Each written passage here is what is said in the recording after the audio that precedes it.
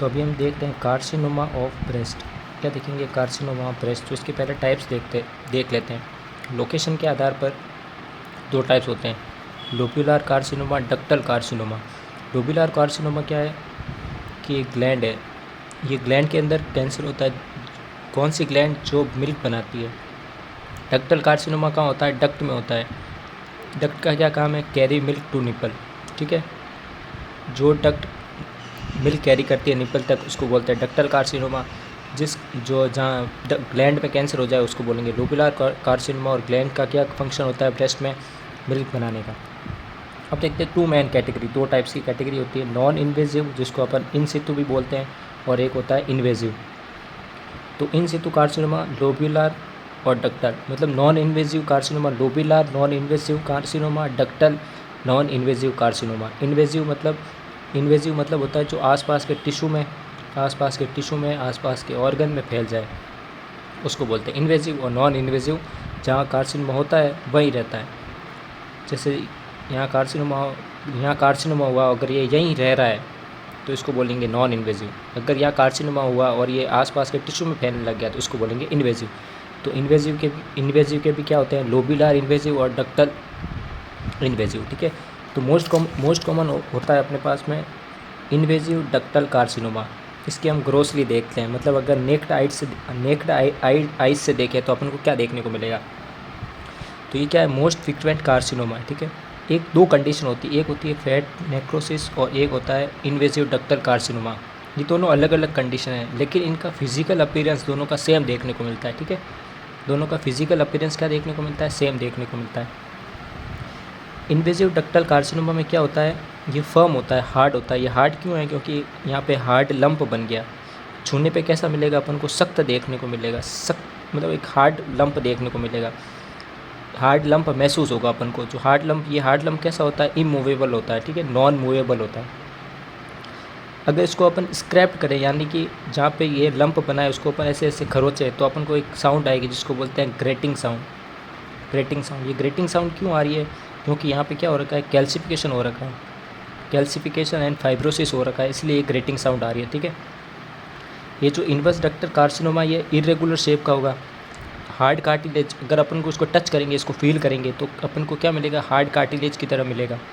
Hard cartilage मतलब अपन जो अपन को नोज़ की तरह, जो अपना नाक होता है, अपना कान होता है, उसकी तरह यहाँ पे फील आए, उसकी तरह यहाँ पे टच करेंगे तो फील आएगा। इसी हार्ड कार्टिलेज को अपन बोलते हैं सिरोसिस कार्सिनोमा। इसी का ही इन्वेजिव डक्टल कार्सिनोमा का ही ये दूसरा नाम है सिरोसिस कार्सिनोमा। सिरोसिस कार्सिनोमा क्यों बोल रहे हैं? क्योंकि अपन को टच करने पर कैसा फील आएगा? हार्ड कार्टिलेज की तरफ फील आएगा। कैल्सिफिकेशन और नेक्रोसिस हो जाता है। कैल्सिफिकेशन और नेक्रोसिस के कारण एक साउंड आती है जिसको बोलते हैं ग्रेटिंग साउंड। ये ग्रेटिंग साउंड कब आती है? जब इसको अपन स्क्रैप्ट करते हैं, इस फर्म को, इस जो जहाँ पे ये लंप बना है वहाँ पे अपन इसको घसते हैं, तब अपन को कैसी साउंड आती है? Grating sound. फिर अपन को एक डिम्पलिंग देखने को मिलती है। डिम्पलिंग मतलब डिम्पल देखने को मिलता है। मतलब जो अपना ब्रेस्ट होता है उसके अंदर उसकी जो स्किन होती है वो अंदर धस जाती है। यानी जब कोई स्माइल करता है तो अपन बोलते हैं उसके डिम्पल आता है। डिम्पल आ रहे हैं मतलब क्या? जो स्किन है वो अंदर की तरफ जा रही है। ठीक है, स्किन अंदर की तरफ जा रही है, तो अपन को ब्रेस्ट में भी क्या देखने को मिलेगा? डिम्पल देखने को मिलेगा। और क्या देखने को मिलेगा? निप्पल रिट्रैक्शन देखने को मिलेगा। मतलब ब्रेस्ट के बाहर जो निप्पल होती है वो निप्पल अंदर की तरफ धस जाएगी। जो निप्पल अंदर की तरफ धस जाती है उसको बोलते हैं निप्पल रिट्रैक्शन। तो ये अपन को नेक्ड आइज देखने को मिलेगा। ठीक है, अब माइक्रोस्कोप के नीचे अपन को क्या क्या देखने को मिलेगा अपन वो देखते हैं।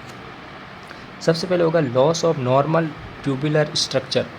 मतलब ब्रेस्ट में क्या होते हैं? नॉर्मल ट्यूब्यूल के स्ट्रक्चर होते हैं जो मिल्क को आगे कैरी करते हैं।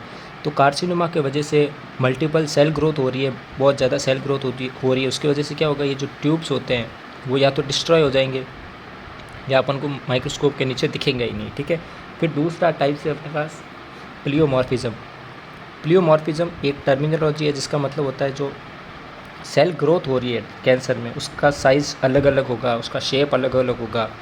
ठीक है, तो अपन को माइक्रोस्कोप के नीचे क्या देखने को मिलेगा? साइज़ अलग अलग देखने को मिलेगी, शेप अलग अलग देखने को मिलेगी। इसी टर्मिनोलॉजी को अपन बोल रहे हैं प्लियोमॉर्फिज्म। फिर आता है इंक्रीज्ड माइटोटिक फिंगर्स। माइक्रोस्कोप के नीचे अपन देखेंगे तो नॉर्मली सेल्स ग्रोथ हो रही है, 1 से 2 बन ही रही है तो नॉर्मल है। तो नॉर्मल अगर अपन किसी टिश्यू को देखेंगे माइक्रोस्कोप के नीचे तो अपन को नॉर्मल माइटोटिक देखने को मिलेगा। जो सेल डिवाइड हो रहा है उसको बोलते हैं अपन माइटोटिक। लेकिन कैंसर में क्या देखने को मिलेगा, या इन्वेजिव डक्टल कार्सिनोमा में अपन को क्या देखने को मिलेगा कि जो ये माइटोटिक फिंगर से, यानी जो माइटोटिक की प्रोसेस है, सेल डिवाइडेशन की प्रोसेस है, वो बहुत ज़्यादा बढ़ गई है। इसलिए अपन इसको बोलते हैं increase mitotic finger. Mitotic finger का मतलब होता है कि सेल ग्रोथ बहुत ज़्यादा बढ़ गई है। और सेल ग्रोथ कौन से किससे हो रही है, माइटोटिक से होती है, ठीक है, माइटोटिक प्रोसेस से होती है। फिर अपन को देखने को मिलेगा डिस्मोप्लास्टिक स्ट्रोमा। सेल्स के आसपास जो भी स्ट्रक्चर होता है, सपोर्टिंग टिश्यू होते हैं, उसको बोलते हैं अपन स्ट्रोमा, ठीक है। ये स्ट्रोमा क्या हो जाता है, हार्ड हो जाता है। ये स्ट्रोमा क्या हो जाता है, एकदम हार्ड हो जाता है, ठीक है। तो इसी हार्ड, ये जो हार्ड है इसी को अपन बोल रहे हैं डिस्मोप्लास्टिक स्ट्रोमा। ये जो हार्ड हुआ है इसकी टर्मिनोलॉजी क्या है, डिस्मोप्लास्टिक स्ट्रोमा। फिर अपन को वहाँ क्या क्या देखने को मिलेगा, वहाँ पे अपन को कैल्सिफिकेशन देखने को मिलेगा, वहाँ पे अपन को नेक्रोसिस देखने को मिलेगा, ठीक है। फिर एक और पॉइंट देखने को मिलेगा जिसको बोलते हैं मायो एपिथेलियल सेल लेयर, नो मायो एपिथेलियल सेल लेयर। ये क्या दर्शाता है, एक नॉर्मल सेल होती है, इसके आसपास एक लेयर होती है जिसको बोलते हैं मायो एपिथेलियल सेल लेयर, ठीक है। जब ये सेल लेयर गायब हो जाए तो इसका मतलब है कि ये जो सेल थी यहाँ पे वो दूसरे टिश्यू में घुस गई है। इसका मतलब क्या हो गया, ये जो कार्सिनोमा था वो क्या हो गया, इन्वेजिव कार्सिनोमा हो गया है। अगर किसी सेल्स पे अपन को ये लेयर देखने को नहीं मिले तो अपन बोलेंगे कि ये कार्सिनोमा है वो इन्वेजिव हो गया, यानी जो ये सेल थी वो दूसरे टिश्यू में घुस गई। जब भी ये एक सेल जिसके आसपास एक लेयर होती है, अगर ये सेल किसी दूसरे टिश्यू में घुसती है तो ये लेयर गायब हो जाती है। अगर माइक्रोस्कोप के नीचे अपन को ये लेयर नहीं दिख रही है, इसका मतलब क्या हो गया, ये कार्सिनोमा कैसा हो गया, इन्वेजिव हो गया, ठीक है, इन्वेजिव।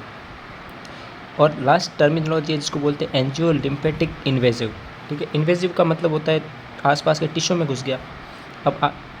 और एंजियो का मतलब होता है वेसल, ब्लड